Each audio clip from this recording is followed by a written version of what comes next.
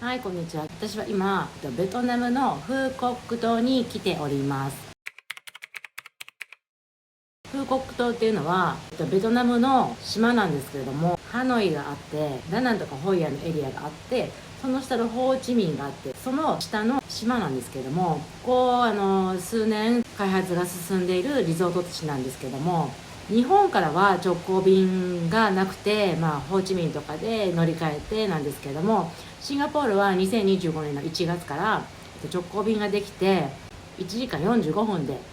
スクートで行けるんですけれども、今回ね2カ所ホテル泊まったんですけれども、1箇所目のホテルが、ヨーロッパの街並みをなんかこうイメージしたような感じで、カラフルな建物がいっぱいでめちゃくちゃ可愛いところなんですけども、そこにレストランがあったりとか、なんかマッサージ屋さんがあったりとかっていう感じの街並みになってて、でその一角に、もうほんとちょうどケーブルカーが乗る手前ぐらいにラフェスタっていうホテルがあるんですけれども、そこに宿泊しました。でホテルもめちゃくちゃ新しくって、まだ経って23年ぐらいな感じらしいんですけれども、部屋はメゾネットタイプの部屋を今回泊まりました。トイレも2箇所、1階と2階にあったんですけども、1階の部分は、リビングダイニングっていう感じでバルコニーがあるんですけど、バルコニーバーンって開けたらキス・オブ・ブリッジっていう有名な橋が見えたりとか、本当目の前が海バーンって見えたりとかするような、夜すごく綺麗なんじゃないかなというような感じのバルコニーからの景色でした。2階に上がっていくと、ベッドルームになっていて、ベッドルームとバスルームがあるって感じでしたね。そこはバスタブはないお部屋だったんですけども、すごい広々としてて、なかなか私はすごい良かったんですけども、ちょっと階段の行き来がなんか大変で、うちの旦那さんは、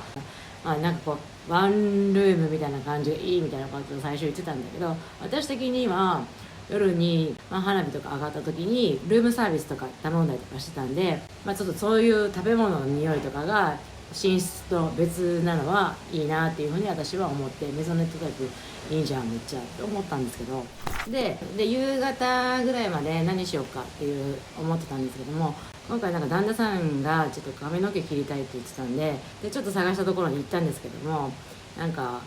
潰れてて店が床屋さんはなかったんですけど、ちょっと歩いて戻ってみようっていうことでちょっと戻ってたら、なんかそのウェットマーケットみたいな、なんかもう本当に観光客なんか絶対来ないような感じのウェットマーケットがあったりとか、まだ生きてる魚がビョンビョンいたりとか、カエルとかが売ってたりとか、なんかもうすごいちょっとドローカルな感じのところのエリアに出てちょっと面白かったんですけども、でその辺にもちょっとカラフルな建物っていうんですか、その辺もあるんですけど、なんかその辺はなんかまだ開発途中なのかなっていうぐらい、なんかこう建物はできてるけどもう店はほとんどなくっていう感じでした。はいでちょっとそこをずっと歩いていったら、サンセットタウンのそのバザールのナイトマーケットとかになるような入り口のエリアが出てきたんですね。そこでじゃあもう夕飯食べていこうかっていう感じで、ちょっと散策しながら歩いてたんですけども、そこもなんか屋台がバーって出てたりとか、屋台って言ってもすごいなんか作られた屋台、綺麗な屋台あって、食べ物も売られているし、海沿いなんですけども、海沿いのレストランなんかは夕方5時ぐらいの時間だったんですけども、1時間ぐらいちょっとうろうろして、でそこのレストランはシーフードみたいな店もあるし、なんか日本食もありました。せっかくなんでベトナムのシーフード屋さんのレストランに入りました。でもうそこの、そこのレストランでもうサンセットを見ながら食べたんですけども、めちゃくちゃ本当ビューがめっちゃくちゃ綺麗で、私たちはサンセットの時間に行ったんですけども、もうちょっと遅い時間とか11時ぐらいまでやってるみたいなんですけども、そしたらなんか9時半から花火が上がるので、そういうのも見れたりとかするんじゃないかなっていうふうに思います。で、私たちはそのレストランで、イカ食べたりタコ食べたりエビ食べたりなんかしながら、全部で5品ぐらい頼んだかな、シーフードで。ビールが2本飲んだから約70ドルぐらいでした。後々思ったらすっごい風国の物価からしたらめちゃくちゃ高い値段なんですけど、観光地価格なのかなっていうふうに思って、でもなんかもうめっちゃ美味しかったし、ちょっと大満足のお店でした。そこのところへんはね、トイレが1箇所か2箇所ぐらいあって、そう公衆トイレなんですけども、そこはトイレットペーパーがないので気をつけてください。でちょっとマッサージして帰ろうかっつってしたんですけれども、足30分、頭ヘッドスパみたいな感じでシャンプー付きになって30分みたいな、2人で40ドルしなかった値段で、もうそれもすごい安くって、で髪の毛だけだったら8ドルぐらいだったかな。でもうめっちゃ気持ちよくっていい感じなんですけれど、もう髪はもうバシバシになるので、自分で持ってきたトリートメントを持ち歩いて、もし次にヘッドスパやるんだったら、なんかそのトリートメントを絶対渡してこれ使ってくださいって言おうかなというふうに思いました。でそこから部屋に戻って、ルームサービス取ったりとかしながら、9時ぐらいになったら、ショーが始まるんですね。でそこのショーを、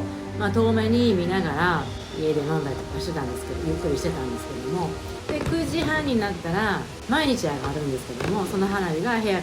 のバルコニーからもうバーンって見えるんですけども、それがもうめちゃくちゃ大迫力だし、でそのショーも結構何気になんか迫力ある感じが、もう音楽とかもすごい聞こえてくるし、めっちゃ良くて、その花火見るのもめっちゃ良かったし、でもそのなんかね、そのショーがもうとにかく間近で見たらもっと絶対楽しいだろうなと思って、明日行こうかっていう風にその時言ってたんですけど、結局ちょっと行けなかったんですけど、本当にそれは行けたら行った方がいいんじゃないかなっていうぐらい、この距離でもすごい迫力だから、もう目の前で見たらめっちゃもっと迫力ありそうだし、なんか見応えあるんじゃないかなというふうに思うんで、行ける人はぜひ行った方がいいと思います。次の日ですね、朝は朝食は、ホテルのビュッフェ、中心はちょっとベトナム料理食べたいなと思ってたんで、バンミーとフォーを食べました。で、フォーはね、ビーフのフォーを食べたんだけど、朝食とっても良かったです。はい、で朝食食べ終わって、その後に、キス・オブ・ザ・ブリッジっていう、南と北からこう入る入り口がある橋があるんですけど、でこのどっちかから来たところのこの先端がこう分かれてるんですよ。でそこでなんかこう皆さん、カップルなりなんだり、こっちから来た人とこっちから来た人が落ち合ってキスしたりとか写真撮ったりとかするっていうのがいろんな動画とかに上がってて、そこにいたんですけど、別にこっちとこっちから行く必要はなくて、1個から行くじゃないですか。ここの下のところに、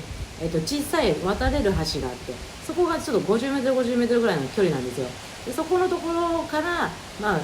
誰かに行ってもらって、でここで撮ってもらうっていう感じのこともできます。なんか私たちが南から来た時に、北の方にいるおばちゃんが一人なんかいたんですよ。本当はおばちゃんたちで、私たちが写真撮ろうかなみたいな感じで思ったら、おばちゃんがこっちから撮ってあげるよって言うから、そしたらカメラをさ、おばちゃんに渡して、でおばちゃんが向こうからなんか何枚も いろんなポーズ、こうしろこうしろとか言って指示してくれて撮ったんですけど、でおばちゃんはおばちゃんで、なんかこっちから来るおじさんを待って、こっちから来るおじさんを待ってて、でこの下にある橋には娘さんが待ってて、そこから撮影してもらうっていうのをやってて、でもうおばちゃんとおじさんここの先端のところでもう超ラブラブでなんかこうやって抱き合ったりとかしながら撮っていたり、めっちゃ可愛かって、そういうのをやったら皆さんもやったらいいんじゃないかなっていうふうに思います。で、そこからケーブルカーに乗ってウォーターワールドっていうところまで行くんですけども、その時のケーブルカーのチケットはラフェッサのホテルで取りました。っていうのも、ラフェッサのホテルで取ったら顔認証で行けるので、結構そのチケットとかも渡さなくていいし、顔認証のところすごく空いてるレーンだったんで、ちょっと団体客の人とか結構多かったんで、なんかそのレーンだとスムーズにパーって行けました。そこから、そのケーブルカーなんですけども、ケーブルカーは、世界最長って言われているギネスも取った、ケーブルカーなんですけど、大体20分ぐらいなんですけど、すごいいい景色で、海もめっちゃくちゃ綺麗だし、20分って言ってもあっという間な時間でアップダウンしながらゆっくり行くんですけども、で、そこの、ウォーターワールドのところに着いたら、なんとなく雰囲気はケーブルが置いたセントサーっぽい感じの雰囲気なんですけど、で、どんどん奥に行くと、食べ物屋さんとかもあるんですけど、ウォーターパークってね、プールがいっぱいいろんなアトラクションっていうんですか、アクティビティがいっぱいできるようなもうプールがあって、もう子供さんとか若い人が行ったらもう一日遊べんじゃないかっていうぐらい楽しそうなところがあります。でちゃんとロッカーとかもあったりとかするので、そこに荷物預けながら行くみたいな感じで、もうほんとその島自体がめちゃくちゃ遊べるようなところになってます。で帰りなんですけども、帰りのケーブルカーが止まってる時間があって、11時半から1時半までは止まってるので、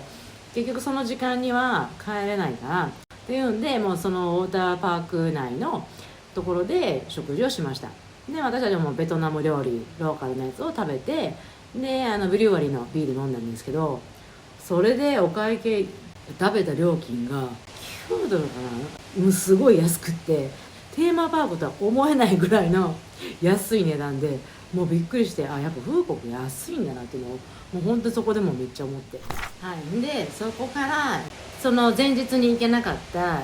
美容院に行ってみようってことになって、でも今回はちょっとちゃんと確実に空いてるところに行きたいなと思ったんで、ホテルの人に何軒か教えてもらったんですね。男性専用のバーバーみたいな感じがあったりとかしたんだけど、私もやりたかったからちゃんとした美容院に行こうってなって、で私はヘアトリートメントも、私のヘアトリートメントも100ドルぐらいしたんですけど、もう私はもうなんか別に今やんなくても逆にいいし、シンガポールの方がそれやったら安いわと思って、いいですっつってで時間がそのブリーチして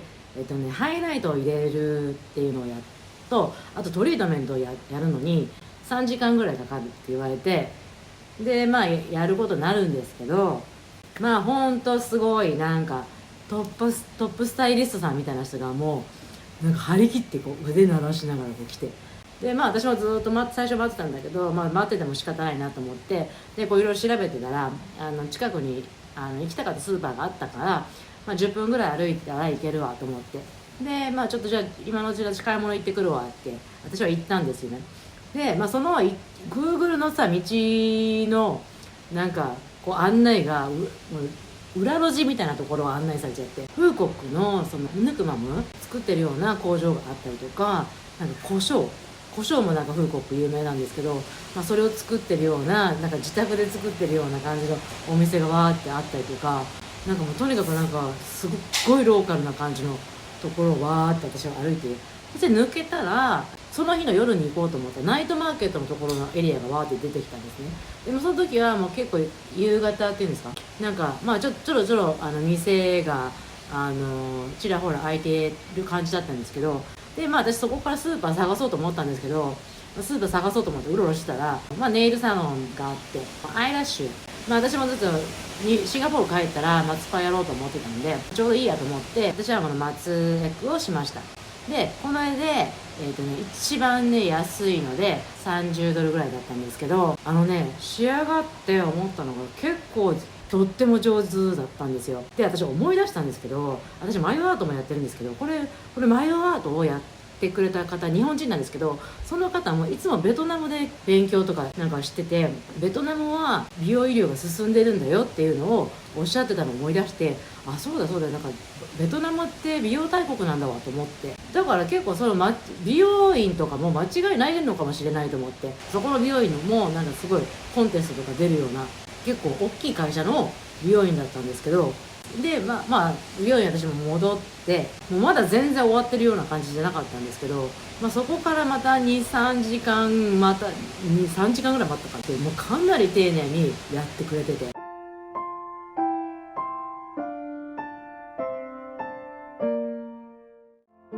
なんてことでしょう。スタイリストさんも大満足の仕上がり。そりゃあ写真撮りまくるよね。値段は思ってたより全然高かって、なんか400ドルぐらいしたんだけど、なんかすごいいい仕上がりになって、ちょっと結構満足、いいよって感じに思ったんですけど、で美容院が終わりました。でそこから私たちはフーコックで一番大きいなんかナイトマーケットっていうエリアに行って、私がさっきいたとこなんだけど、なんかその前に行ったサンセットタウンのナイトマーケットとはまた全然違う雰囲気で、屋台とかも本当に釣ってきたものをそのまま焼いてるみたいな感じのとことかあったりとか、水槽が並んでてそこから選んで、バーベキューをしてもらえるっていうレストランがあったりとか、あとフーコックは真珠も名産なんですけど、真珠のお店とかもわーって並んでたりとか、お土産屋さんが並んでたりとか、もうすごい屋台食べ歩きができるような感じになってるような、もう結構規模も広い感じでありました。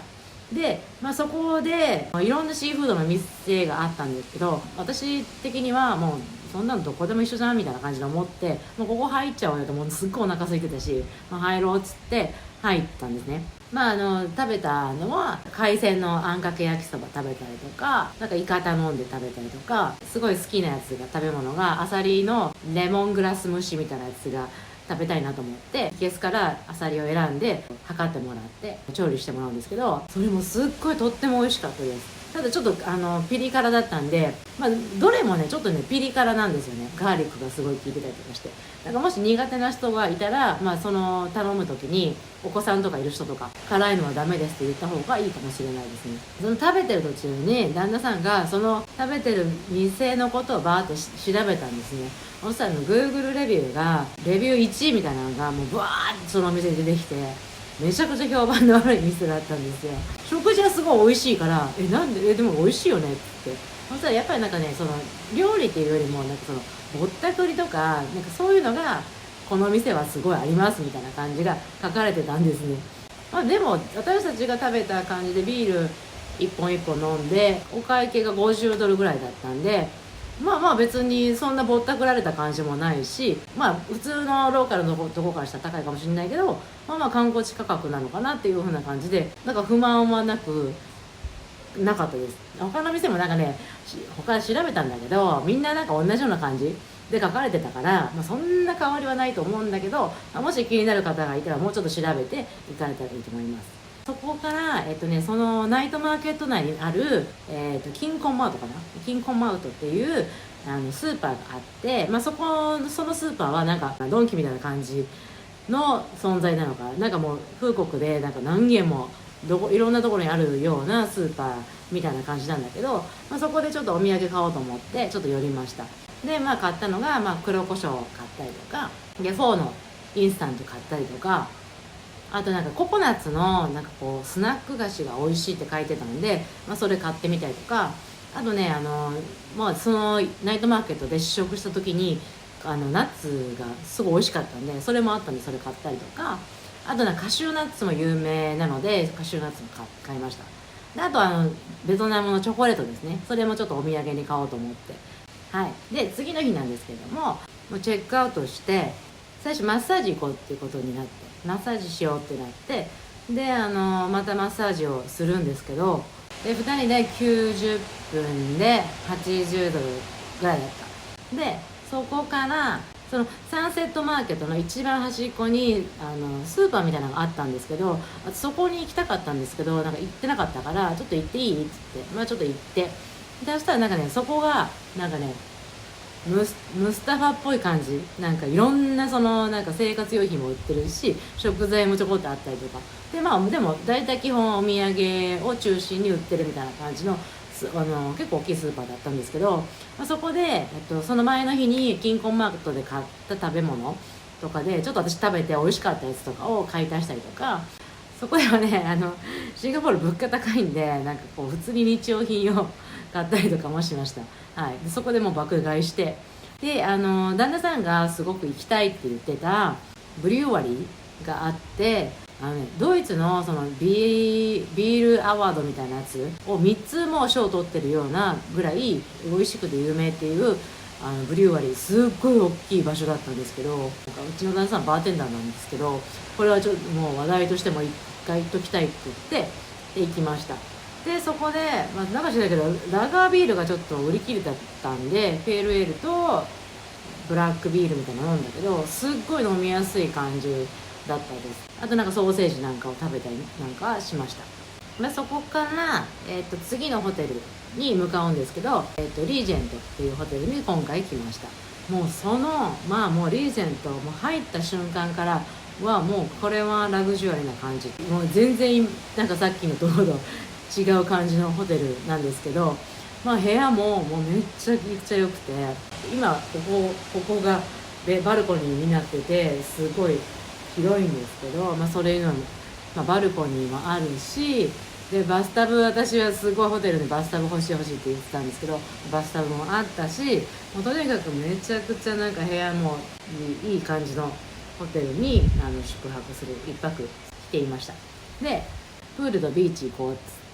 てで行ったんですけど、もうほんとそこもプールも綺麗だし、ビーチもめちゃくちゃいい感じだし、もうほんとすごいいいホテルっていう感じです。で夕飯なんですけども、夕飯は奥っていう、ファインダイニングがあるんですけども、ベトナム生まれでカリフォルニア育ちのノブっていうレストランで働いてたシェフのいるレストランですけど、和食とフレンチのフュージョン料理みたいな感じのレストランでした。でもね、すごいメインにお魚を風国で採れたお魚を使ってて、ビーフもすごい美味しかったし大満足でございました。でそこからそのレストランの横にあるバーに行くんですけど、隠し扉みたいなのがあって、そこから行くんですけど、でもすごい綺麗なバーでした。はい。で朝のビュッフェなんですけども、朝はビュッフェはね、もうね比べ物にならないぐらいすごい広いスペースだし、規模もすごいで、もう景色もいいで、もういろんななんかセクションがいろんな部屋にあって、なんか私、シンガポールでもこんな大きいそのビュッフェスタイルのところは見たことないなっていうぐらいすっごい広い感じのところがあって、頼んだらコンセルジュの人っていうのかな、そのバトラーの人っていうかな、なんか取ってきてくれるんですよ。自分で見たいから私も自分で取りに行ったりもしてたんですけど、とにかくね、もうすごい素晴らしく良かったです。あれからずのフォーと、バインミーは絶対食べようと思って食べたんですけど、フォーはねもう格段にもうリージェントが美味しかったです。ビーフブロスのやつを頼んだんですけど、ノー MSG って感じ、ちゃんと作られてるって感じのスープだったし、すっごい美味しいフォーをいただきました。で今回は帰りのフライトなんですけど、今回ちょっとなんかフライトが遅れてるらしくって、でなので私たちはレートチェックアウトを4時までに延長して、で今こうやって撮影もしてるんですけど、ちょっと今からプール行ったりとか海とか行ったりとかしてゆっくりした後にシャワーしてから、チェックアウトして帰ろうかなっていう風な感じの予定にしています。で今回なんですけど、今回ちょっと風国初めて行って、もう思った以上にいいなと思ったのと、まだまだ発展途上なんですよ、風国は。だから5年後とか10年後に来たらもうすごいことになってんじゃないかなっていうぐらいちゃんと作られたリゾート地だなっていうふうに思いました。日本人だなって思う感じの人は多分海外に住んでる日本人だなみたいな感じの雰囲気ってなんとなく分かるんですけど、なんかそんな感じの人が日本人がちらほらいる感じで、日本人はとっても少ない。今回この風国は私たちはもう50アラフィフなんで、なんかゆっくりした感じでなんか過ごして、それもすっごい良かったんだけど、やっぱね20代30代ぐらいの人でファミリーで行くんだったらもうほんと絶対ウォーターパークには行った方がいいと思うし、もう一日遊べる、楽しいと思います。あとナイトショー、私たちが行きたかったけど行けなかったやつ、あれも絶対に行った方がいいと思います。とっても良さげです。あと、そのキス・オブ・ザ・ブリッジ、そこもサンセットの時間に行ったらすごくいい映像が撮れると思うし、私たちみたいな午前中に行っちゃ炎天下のカンカン照りの子ですごい暑かったし、風景もサンセットのがある方が絶対いいと思います。ナイトマーケットなんですけど、ナイトマーケット私たち今回2種類行ったけど、もう私たちの感覚では私たちのホテルの周辺のサンセットタウンのナイトマーケットで私たちはいいよねって感じで、すごいなんか大きい方のナイトマーケットはちょっとエネルギッシュすぎて私たちには結構厳しいっていうか、でもすごい東南アジアのローカル大好きみたいな感じの人だったら絶対行った方がいいし、お子さん小さい人とかだったら絶対このサンセットタウンのナイトマーケットの方がなんか落ち着いて回れると思います。で私たち今これ来てるのが1月なんですけど、今ちょうど寒気なのでもう3日間ともすごくいいお天気だったんですけど、夜はねとっても涼しいのでちょっと肌寒いぐらい涼しいです。風国の雨季の映像を、TikTok とかで出てくるから見たら、もう雨季はやばい、もう水浸し、スコールみたいなのがめっちゃ降るし、なんかもうドブみたいな感じ。本当食べ物も安くて美味しいし、とっても充実した3日間でございました。フーコック来てみたいなと思ったら、ぜひいいねをお願いします。で、またこんな旅動画が見たいなと思ったら、チャンネル登録をよろしくお願いします。